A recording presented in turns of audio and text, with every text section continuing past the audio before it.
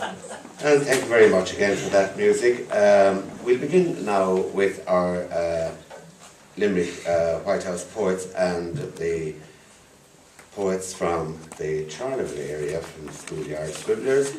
And there's a list of 8 poets, so I'll ask each poet to do their favourite poem, the one they most want to read tonight.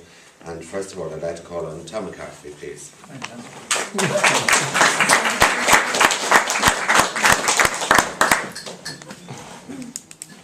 I'm honoured here to read for Donal's reading again, second time. It's a bit more here than last time, though, I think. Yeah. I'm just listening to Angus there and talking about being an engineer.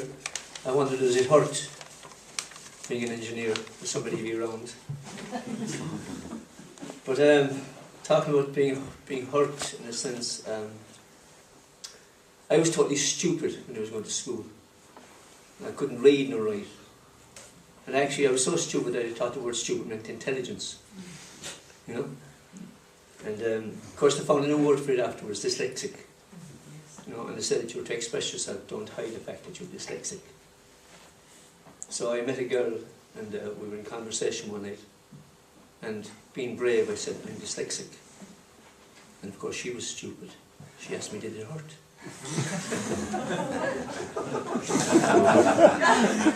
And she went and told all her friends that I had a venereal disease. So I had to leave the country to get another girl.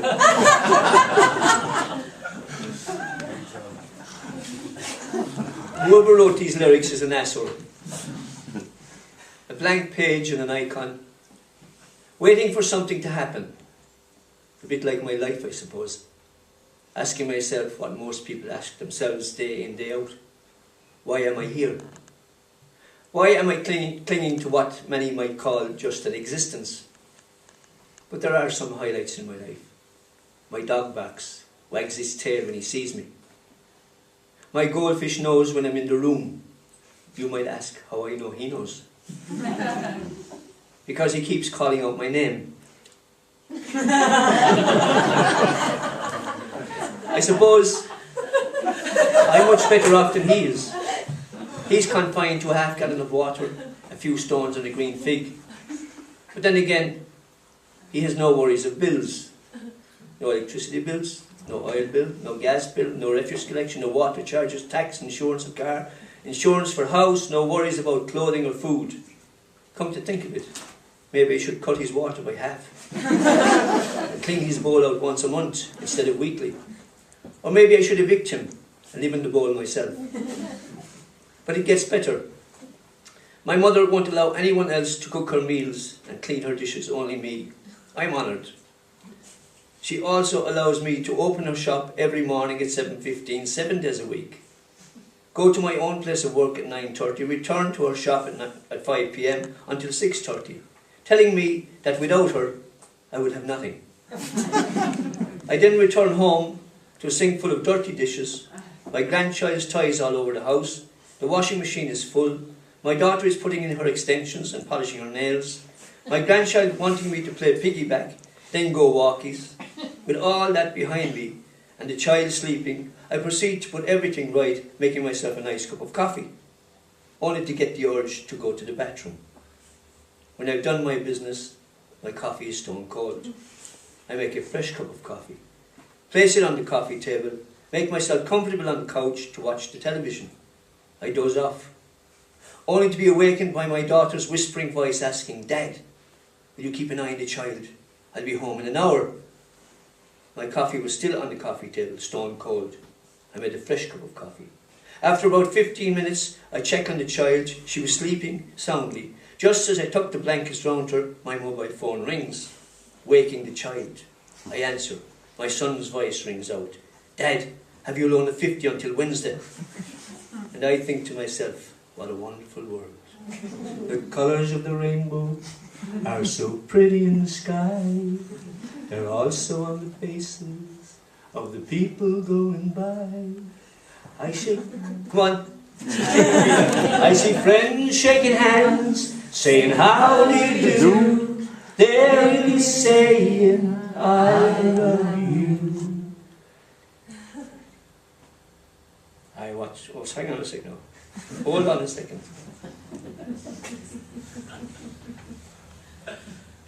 I hear babies cry, I watch them grow, they'll learn much more than I will know. And I think to myself, whoever said those words is an asshole. I read the remarks sitting out in the reception before I came in. I said, aren't all the child girls nice and tall? And John sitting alongside me said, no, you're sitting in a low chair. And I said, I pity it's not lower.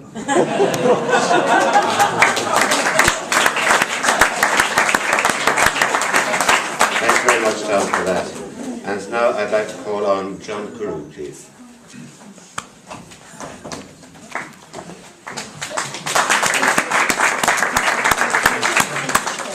Mr. Chairman, ladies and gentlemen, I'd like to wish Donal luck with his book. I didn't know I was going to come up here tonight and read something, so I'll do something I did last Wednesday night and I hope I don't forget it. As you know, the Queen visited Ireland lately and there was a lot wrote about her. But I was able to go a little bit further and plagiarise a letter that she wrote to William on her return home from Ireland. Now, you'll find it. She's a little bit cranky in this letter, but you'd have to forgive her because she was probably a bit tired. Also discovered that she was fairly good with the couple of fuckers, so I wasn't great myself with it, so another girl had to help me with that bit. So here it goes. Oh, William, dear William, why didn't you take my advice and not marry that Middleton one? And they not having a penny, I hadn't to stamp up for the lot. And then you calling that Camilla one mumsy.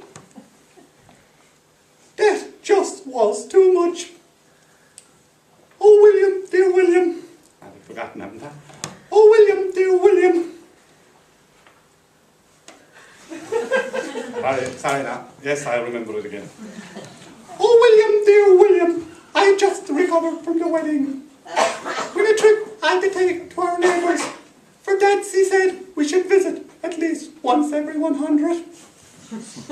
Oh, William, dear William. They made me visit this small park in the city. To visit, oh, what's her name? Mary McAleese. And she thinking that she was a queen just like me. But dear William, I was so lucky to have visited this year. For they say there'll be a real queen up in the Horus next year. Oh, William, dear William, they thought it a good idea to make me climb all those steps and bow my royal head to some dead soldier's grave. Oh, William, the things that I have to do. Oh, William, dear William, they took me down to Trinity to look at this book that they rave on about. But I couldn't understand one word. And then it was off to a glorified pub where they put up a pint of black stuff. The devil's brew, I believe it to be. But I had warned Philip, not one word, a drop was to pass through his lips. She'll know what he's like with drink on. Oh, William, dear William, I thought I'd take a trip to the country and view some nice polo ponies. But they presented this huge stallion with his tail dangling down to the ground. Oh, William, how embarrassing. Oh, William, dear William, it was on down to Cork. Down to the asshole of Ireland. Where they told I'd eat some pig trotters. I said, leave it alone, leave it alone. Oh, William, dear William, thank God I'm back home in Buckingham. But I see on the telly that other Irishman, Obama, and he kissing babies and throwing 50s up on the counter.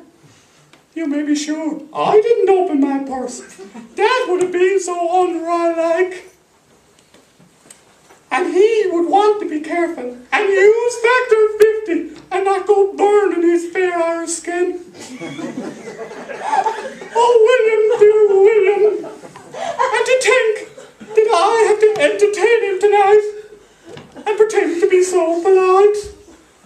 And his wife as common as Kate.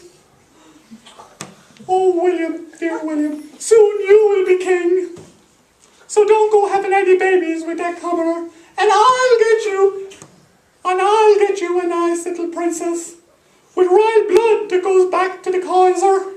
Once again, the House of Windsor will be great, and we'll rule a great empire. And you can say, "It's been a lump, it's been a lump." Your loving Granny, Lizzie.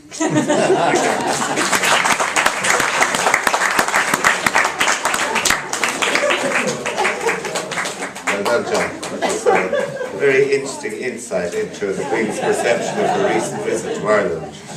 And now we move on with the programme, and I'll ask Bernadette Knopek, please, to come up to read now.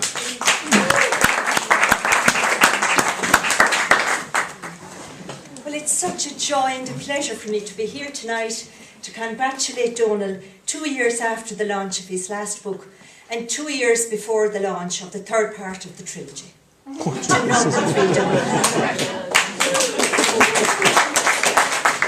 Isn't it absolutely beautiful? They tell us not to judge the book by the cover, but I buy this book for the cover alone. So as well as Donal, I congratulate Catesy on a fabulous piece of art. Donal has been a great inspiration and a tremendous friend to the scribblers here in Charleville and to me personally over the years. So Donal, thank you, and thank Kathleen for making your home my home on so many occasions. I really appreciate everything that happens above in the Flynn household. I suppose there's part of me that really envies Donal as well, because he is so dedicated to writing. And I was flicking through the book in the foyer outside, and I said, there's one little bit I have to say that sums him up. It's the discipline of writing, you see. If I didn't write something every day, or even another rewrite, I don't doubt what muse would desert me. Donal, that's you down to the ground, and I wish I had that spirit and that dedication. So, Donal, I'm going to read 2 little pieces tonight. He told me to read one. The piece I'm reading is actually from a children's collection, which is in the making. There were 3 women and 3 men in the original Charleville Scribblers. And the 3 women of the group have a lot of experience with primary school children. So we're in the process of doing a collection, which we'll probably be asking you, Donal, to launch within the next 2 years. So the poem I've chosen to read is from the children's collection. But just for the sake of the adults in the audience, I'm going to read a very, very short piece that I wrote in Barcelona last year. I was in the Gallery of Modern Art. And you know, sometimes when I go to these galleries of modern art, I say, gosh, I could have done that myself in 5 minutes, but I didn't. So this piece was written... do any of you feel like that? Yes. This piece was written in response to one of those pieces, and it's called Modern Art. In the Macba, Barcelona, 42 white cotton wool balls sit neatly arranged in 6 rows of 7 on an ultramarine canvas board framed in white. Created by Piero Manzini from Italy in 1933, this modern piece of art deserves to be immortalised in a modern poem.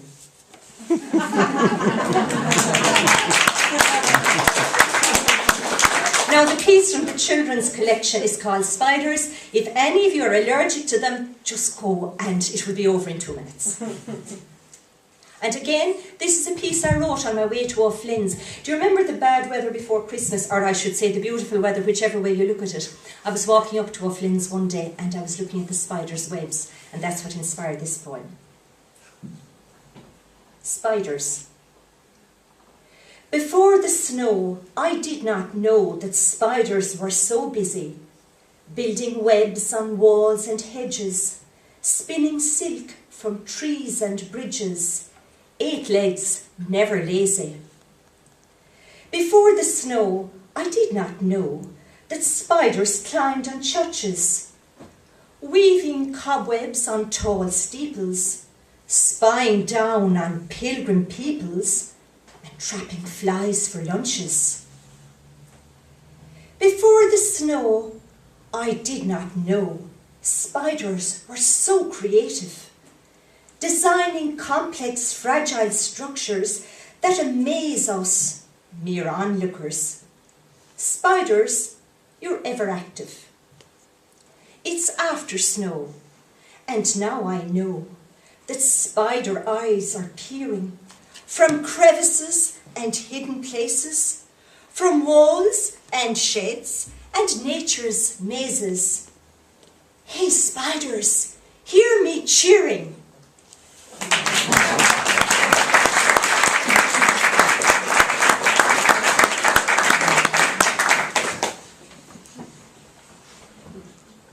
I feel we were all caught in that little way. I'll call on one more poet for the moment, then we'll have a quick musical interlude, and then we'll move on to the second section of 4 poets. So if I could call on one of our younger poets from the White House, Ronan Davey, please.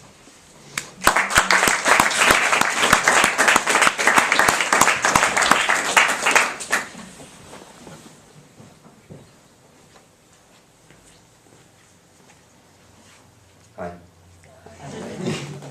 It's way different down here than it is up there. Okay. This is a modern nursery rhyme.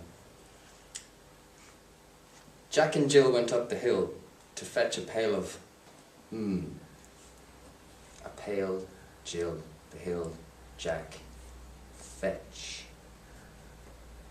Jack and Jill went up the hill and fell in love, and 2 kids came tumbling out of Jill 9 months later. Needless to say, they forgot about the pail. When you have a mortgage, a job, a car, credit card, a boss, an overdraft, an old back injury from falling down hills, a career and 2 kids, you tend to forget about lovely little things such as pails and nursery rhymes. So Jack went back up the hill a few years later and met Phil.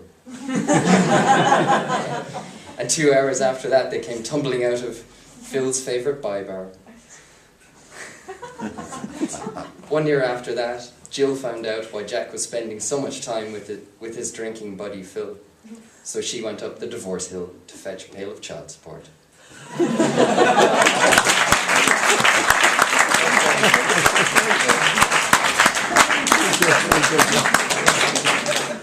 Good music.